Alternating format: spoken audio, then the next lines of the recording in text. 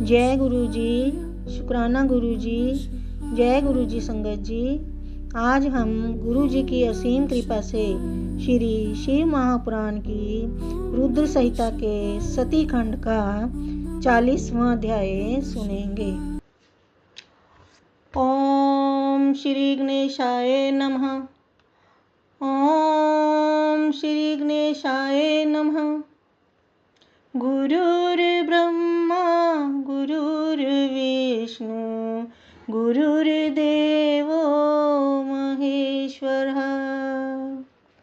गुरुर्ब्रह्मा गुरुर्विष्णु गुरुर्देवो महेश्वरः। गुरुर्साक्षात् परब्रह्म तस्मै श्री गुरवे नमः। गुरुर्साक्षात् परब्रह्म तस्मै श्री गुरवे नमः। देवताओं सहित ब्रह्मा का विष्णु लोक में जाकर अपना दुख निवेदन करना, उन सभी को लेकर विष्णु का कैलाश गमन तथा भगवान शिव से मिलना। नारद जी बोले, हे विधे, हे महाप्राज्ञ, हे शिव तत्व के प्रदर्शक, आपने अत्यंत अद्भुत एवं रमणीय शिवलीला सुनाई है। हे तात, पराक्रमी वीरभद्र जब दक्ष के यज्ञ का विनाश करके कैलाश पर्वत पर चले गए तब क्या हुआ, अब उसे बताइए। ब्रह्मा जी बोले, हे नारद, समस्त देवता और मुनि रुद्र के सैनिकों से पराजित तथा छिन्न भिन्न अंगों वाले होकर मेरे लोक को चले गए।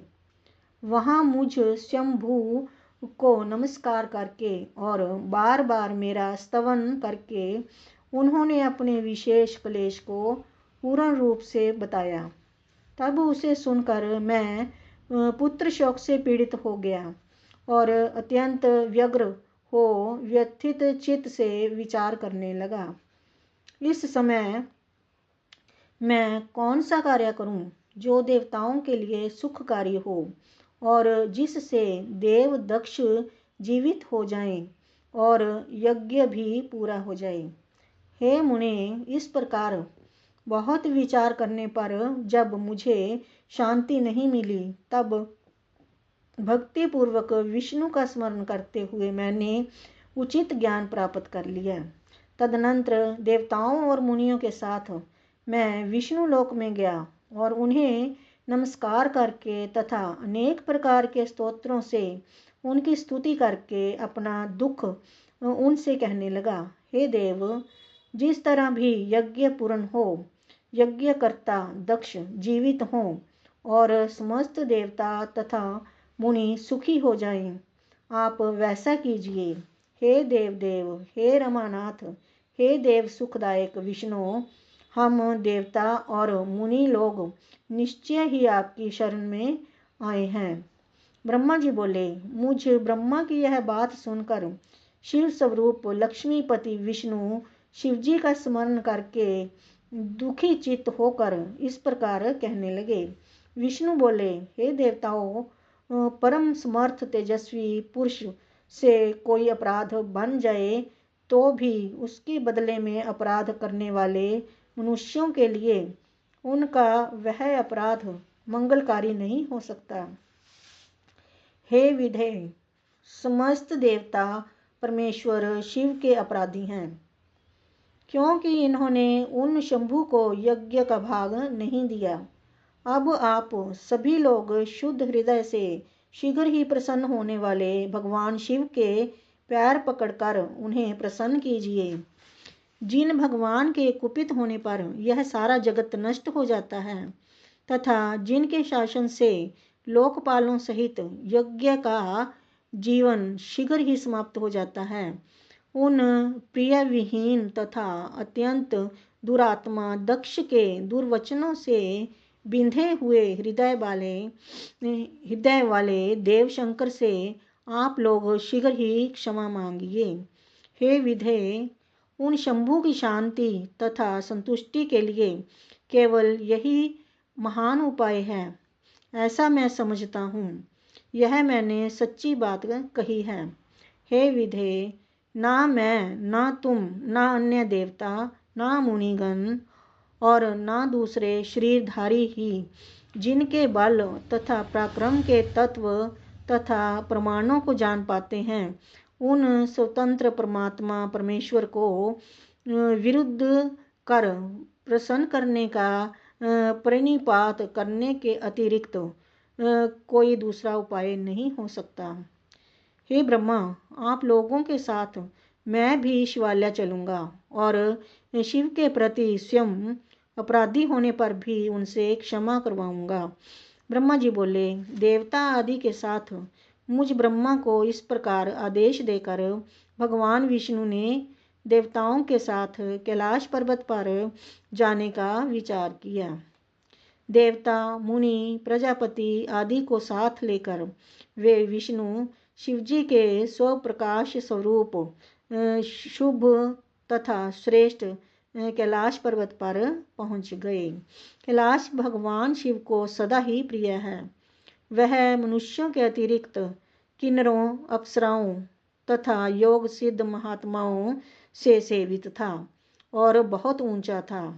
वह चारों ओर से अनेक मणिमय शिखरों से सुशोभित था, अनेक धातुओं से विचित्र जान पड़ता था और अनेक प्रकार के वृक्ष तथा लताओं से भरा हुआ था। अनेक प्रकार के पशुओं, पक्षियों तथा अनेक प्रकार के झरनों से वह परिव्याप्त था। उसके शिखर पर सिद्धांगनाएं अपने अपने पतियों के साथ विहार करती थीं। वह अनेक प्रकार की कंदराओं, शिखरों तथा अनेक प्रकार के वृक्षों की जातियों से सुशोभित था। उसकी कांति चांदी के समान श्वेत वर्ण की थी।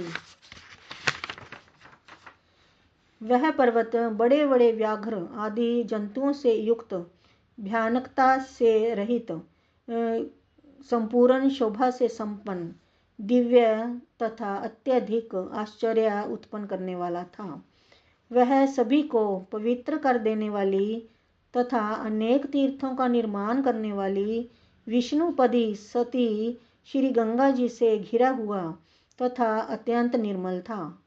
शिवजी के परम प्रिय कैलाश नामक इस प्रकार के पर्वत को देखकर मुनीश्वरों सहित विष्णु आदि देवता आश्चर्यचकित हो गए। उन देवताओं ने उस कैलाश के सन्निकट शिव के मित्र कुबेर की अलका नामक परम दिव्य तथा रम्य पुरी को देखा। उन्होंने उसके पास ही सौगंधिक नामक दिव्य वन भी देखा, जो अनेक प्रकार के दिव्य वृक्षों से शोभित था और जहाँ पक्षियों की अद्भुत ध्वनि हो रही थी। उससे बाहर नंदा एवं अलकनंदा नामक दिव्य तथा परम पावन सरिताएं बह रही थीं, जो दर्शन मात्र से ही मनुष्यों के पापों का विनाश कर देती हैं। देव स्त्रियां प्रतिदिन अपने लोक से आकर उनका जल पीती और स्नान करके रति से आकृष्ट होकर पुरुषों के साथ विहार करती हैं। उसके बाद उस अलकापुरी तथा सौगंधिक वन को छोड़कर आगे की ओर जाते हुए उन देवताओं ने समीप में ही शंकर जी के वट वृक्ष को देखा। वह वट वृक्ष उस पर्वत के चारों ओर छाया फैलाए हुए था। उसकी शाखाएं 3 ओर फैली हुई थीं। उसका घेरा 100 योजन ऊंचा था। वह घोंसलों से विहीन था और ताप से रहित था। उसका दर्शन केवल पुण्य आत्माओं को ही होता है। वह अत्यंत रमणीय, परम पावन शिवजी का योग स्थल, दिव्य योगियों के निवास के योग्य तथा अत्युत्तम था। विष्णु आदि सभी देवताओं ने महायोगमय तथा मुमुक्षुओं को शरण प्रदान करने वाले उस वट वृक्ष के नीचे बैठे हुए शिवजी को देखा। शांत स्वभाव वाले, अत्यंत शांत विग्रह वाले शिव भक्ति में तत्पर तथा महासिद्ध सनक आदि ब्रह्मपुत्र प्रसन्नता के साथ उनकी उपासना कर रहे थे। गुहैकों एवं राक्षसों के पति उनके मित्र कुबेर अपने गणों तथा कुटुंबी जनों के साथ विशेष रूप से उनकी सेवा कर रहे थे।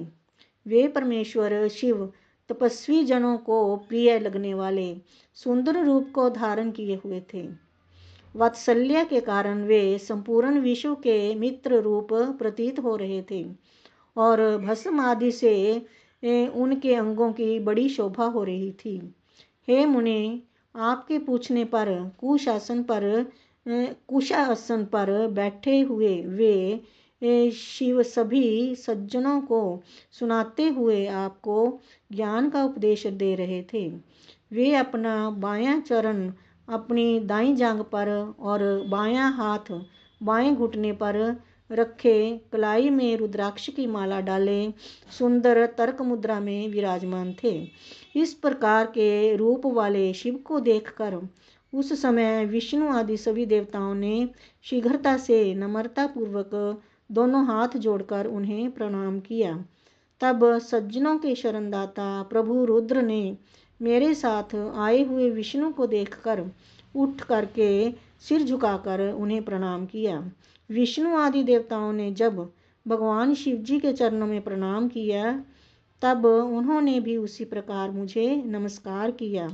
जिस प्रकार लोगों को सद्गति प्रदान करने वाले भगवान विष्णु कश्यप को प्रणाम करते हैं, तब शिव जी ने देवताओं, सिद्धों, गणाधीशों और महर्षियों से नमस्कृत तथा वंदित विष्णु से आदरपूर्वक वार्तालाप किया।